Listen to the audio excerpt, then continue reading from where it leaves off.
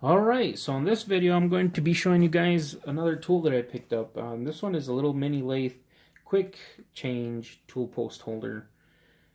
This is a nice little kit. I think I paid about 39 bucks for it, and I got it overnight shipping, which cost me a couple bucks more, but if you're an Amazon Prime member, you could get the 2-day free shipping. The machine that I have here in the back, which is a Unimat little mini lathe, it came with this type of holder, a tool bit holder, and well, it's kind of a pain in the ass because you have to shim it up and screw around with it, and it's just sometimes it's a little bit too much work. And not only that, I mean, it has that little tiny nut there just to hold everything down, and yeah, it's not that good, and you still get chatter. I did have, or what the machine came with was like a lantern type tool post holder. I wouldn't say it's an exact same thing, but it's similar to it. And the way you adjust this would be by turning this nut here, and you can adjust the tool bit height, so your bit would go in there. But the thing about this is it takes a certain type of bit, and when it comes to this set here, you can actually put a variety of different sizes of bits, so that's pretty cool. Even with this, I still got chatter, so that's the whole reason for this thing.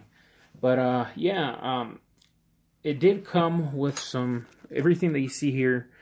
It came with a little tool. It came with the little bolts here, and everything else. And it came with some extra, little set screws to hold your tool bits. In order to make it work with this, I can't use these, and I actually had to build my own little, shaft here, and or clamp down bolt, I guess you could say. Yeah, I'm going to go ahead and get all this set up, and then we'll do some cutting here.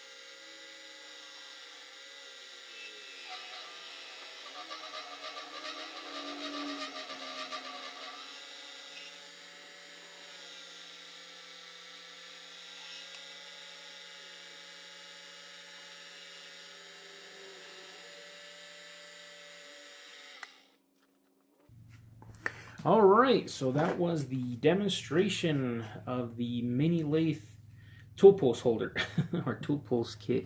Like I said, I'll have everything in the description box that you need to know. You can check it out on Amazon. But anyways, I kind of wanted to show you guys the little bits that I have installed here. And this one here, this first one, is one that came with the machine. That's an original.